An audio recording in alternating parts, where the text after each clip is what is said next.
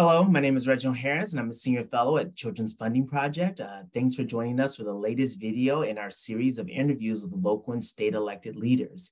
Each of the leaders in this series has been a champion for kids and helped their communities fund essential services for infants, toddlers, children, and youth.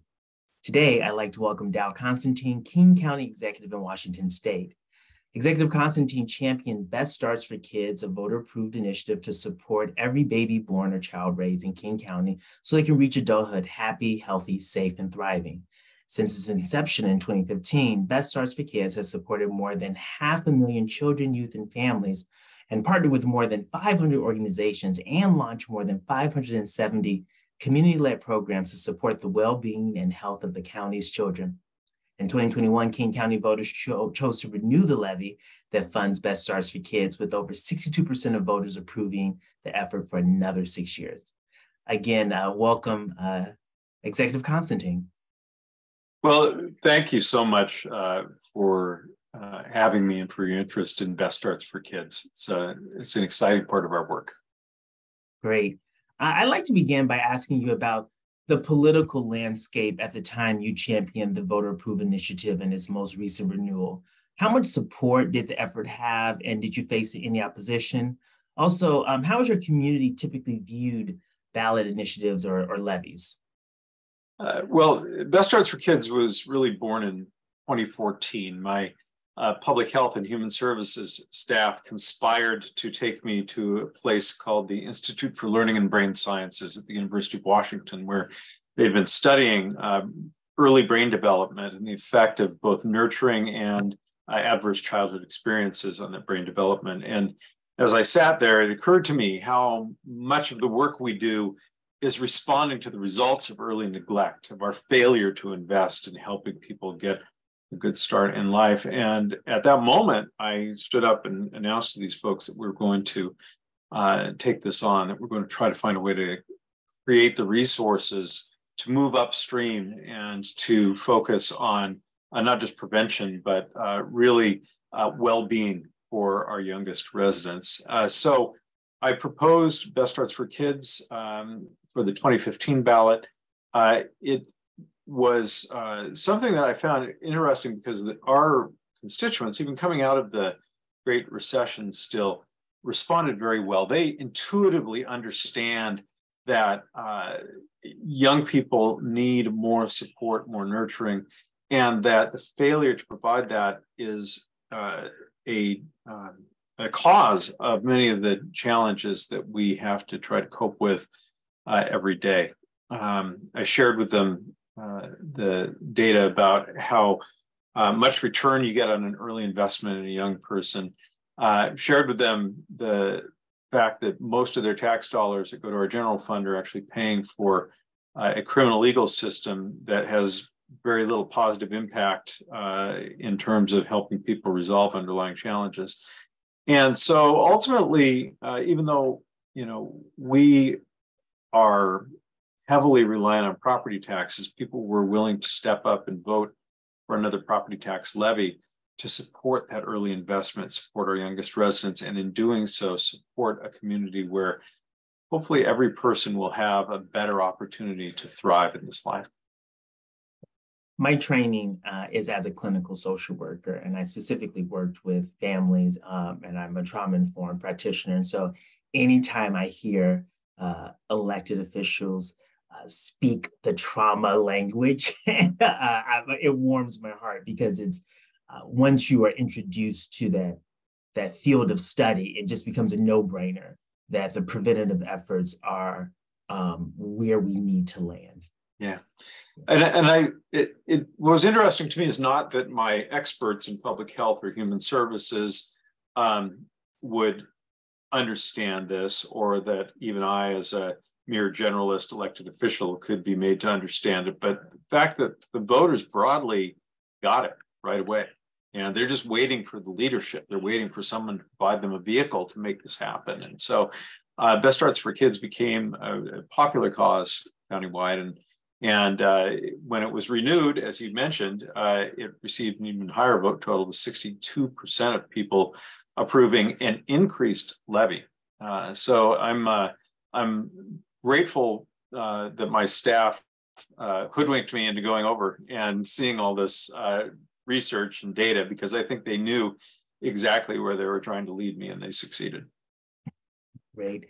Can you share with us what lessons did you learn during this process? What were some main takeaways from the process? Yeah, sort of turning to the program itself and the implementation. We really sought to do business differently here, to not have this be a top-down hierarchical approach, but to start with centering listening and learning. And we moved to a very sort of flat organizational structure where we partnered with many community-based organizations, scientists, community leaders, as well as elected leaders. And that flattened hierarchy offered us an opportunity, I think, to leverage more value and to engage people who had genuine connections with those we were seeking to help throughout the community. And the media understood that as well and responded to it well, I think. This is not a novel approach. I mean, it's the same approach we attempted to take with Obamacare, where we reached out through dozens of community-based organizations to get people signed up for healthcare, and what ultimately we did in COVID and the vaccine program, seeking not to have this be a top-down effort, but have dozens of trusted voices, community partners, be the leaders who reach out to people. Yeah. And then along the same vein with our last question, we were really thinking about this series being geared towards public officials, elected leaders who find themselves in a similar space of thinking about pursuing a voter-approved initiative or pursuing a larger collaborative movement to supporting children and youth. What advice would you have for those folks? Well, there are a whole bunch of learnings. I've mentioned a couple of them. One is, people not just care about, but sort of intuitively understand the unmet need that many youth have for nurturing and the importance of the avoidance of adverse childhood experiences, trauma.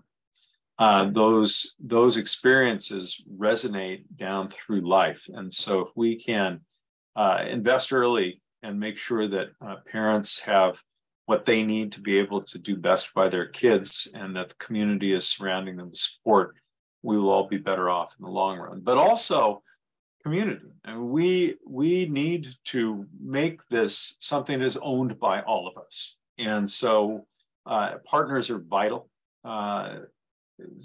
Obviously, basing our work on evidence and science is vital.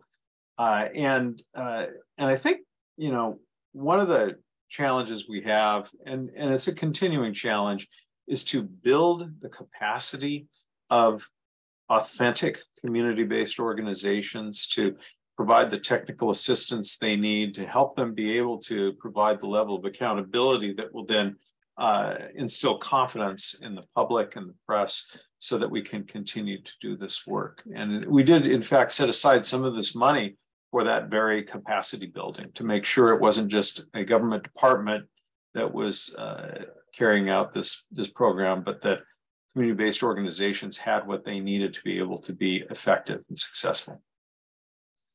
I'm really still thinking about, and I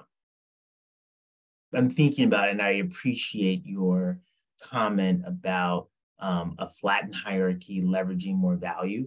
I think that that's really important in terms of increasing sense of collaboration, sense of ownership, folks having the opportunity to have a real impact, an immediate impact in decisions. And I think it is special. I think maybe the concept of a flattened hierarchy has been around, but for it to actually be implemented on something as large as the scale as your initiative is really commendable. So I appreciate you sharing that. Well, thank you. Yeah. So thank you. Go ahead.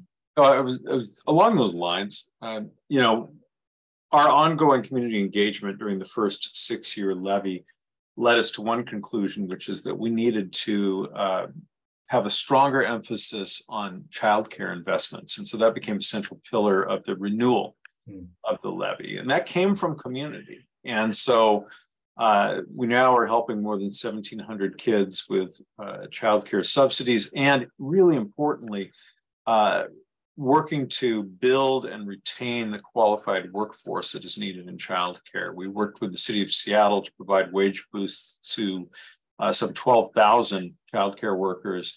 And we're launching a pilot wage study to really understand the impacts of wages and increased wages for the childcare sector. We know, as with many other services, that it takes people to provide the service to people. And if folks can't afford to come into the profession or can't afford to stay in the profession, then we're never going to be able to be successful. So that's also an important part of the renewal of the levy. Oh, this is great, great work. Well, listen, thank you, Executive Constantine, for joining me today in this conversation. And for those watching, to learn more about the Children's Funding Project and view other videos in this series, please visit our website at childrensfundingproject.org. And thanks for watching.